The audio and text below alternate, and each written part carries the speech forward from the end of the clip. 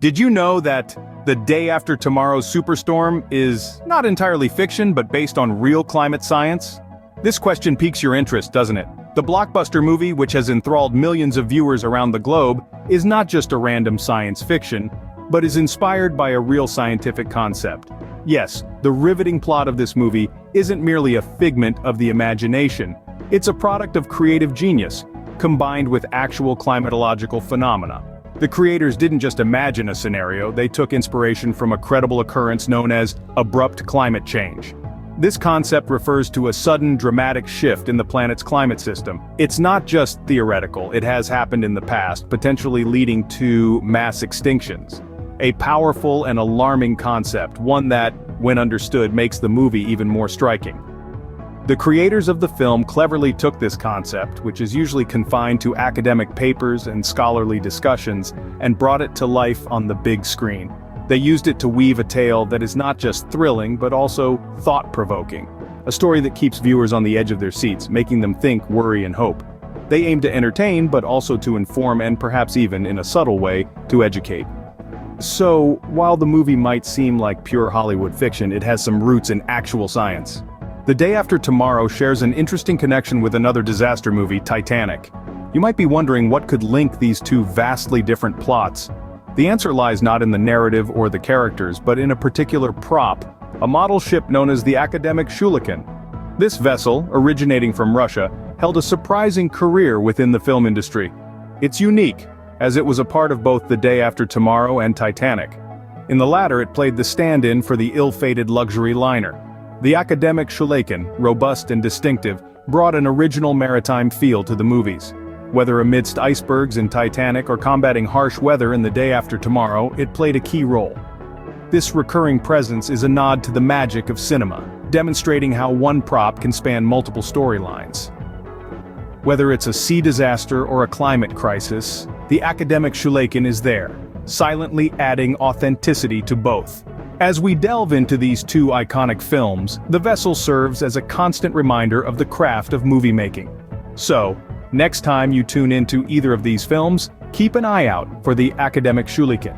Remember those terrifying wolves in the movie? They're not exactly the kinds of wolves you would encounter in the wild. Surprisingly, those creatures that gave you goosebumps weren't real wolves. Instead, they were Belgian Shepherds, a variety of canine known for its intelligence, adaptability, and trainability in various roles. Quite a revelation, isn't it? The wolves weren't wolves, but well-trained furry thespians. The decision to use Belgian Shepherds instead of actual wolves was made for safety considerations and the ease of training. The production team groomed them, adorned them, creating a convincing facade, a charade that fooled us thoroughly. They managed to look so much like wolves that it was almost impossible to tell them apart. But in real life, these four-legged performers were far from the menacing creatures they portrayed. They were obedient, methodical, and dare I say, adorable in their roles.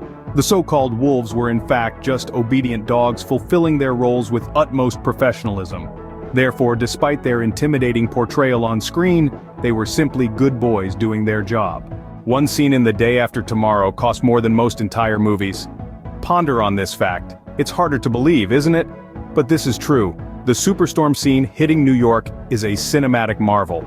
The movie creators stretched their limits, pushing technology to its edges during that time.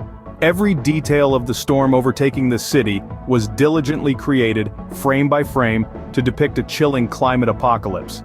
Massive budget for this scene? An astounding $200 million. More than the budget of most movies. When you see that scene, you will acknowledge the immense effort and resources invested in it. The end product is a stunning spectacle that leaves the audience awestruck. That's a lot of money for just one scene, but the results were undeniably impressive. Think the movie was shot in New York and Los Angeles? Think again. Now allow me to give you a behind-the-scenes tour of The Day After Tomorrow. While the film portrays a catastrophe hitting New York and Los Angeles, the truth is, it was filmed in Montreal, Canada. Surprising, right? Using Montreal as a backdrop, filmmakers successfully created an illusion of the two American metropolises. The city's diverse architectural landscape and chilly winter ambiance greatly contributed to this. The magic of movie making lies in the ability to morph reality into imagination. Montreal was chosen not merely for its resemblance to the target cities but for its capacity to mimic post-apocalyptic winter scenes. Effects, along with smart camera angles, CGI, and carefully curated set designs, played a significant role in this transformation. Everything was strategically set, turning Montreal into a chilling, believable, icy wasteland. The magic of Hollywood, indeed. So, while it might look like the characters are in New York and LA, they're actually in Montreal. The Day After Tomorrow sparked a real-world controversy when it was released. The film's dramatic portrayal of rapid climate change ignited debates worldwide. Many sectors, including scientists, politicians, and viewers, were divided on the depiction of this urgent global matter. Numerous critics believed that the film's extreme weather events were overly dramatized, overtly stretching the concept of climate change into the realm of science fiction.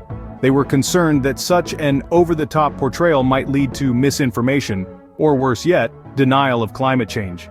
However, others thought that the film served as an awareness catalyst, pushing the climate change issue into the public's focus. They felt that the film's bold representation, although not scientifically correct, was needed to draw people's attention. Quarrel underscored cinema's role in molding public perception and conversation. Despite the controversy, the movie remains a popular disaster film to this day. So there you have it. The Day After Tomorrow is more than just a movie. It's a film that takes viewers on a gripping journey fueled by a mix of intense action and poignant human interaction, all framed within a narrative that stresses the importance of climate change and survival. Interestingly, the movie has ties to the iconic Titanic. The artist who drew the beloved sketch of Rose in Titanic also contributed to The Day After Tomorrow, crafting the designs of the stranded ship encased in ice.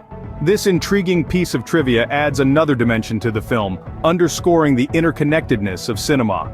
Then, we have the wolves.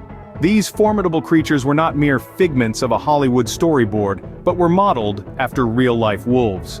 Animators meticulously studied the behaviors of these animals to infuse authenticity into their animated versions. This attention to detail enhances the film's allure. The film also roots its story in actual locations. From the New York Public Library to the streets of Los Angeles, The Day After Tomorrow transforms familiar places into frost-ridden landscapes, serving as a stark reminder of potential climate change impacts. The film's portrayal of climate change has elicited polarized responses. While some praise it for raising awareness, others argue that it oversimplifies a multifaceted issue. However, it has indisputably spurred global conversation about climate change. Next time you watch The After Tomorrow, keep these fun facts in mind. It might just change the way you see the movie.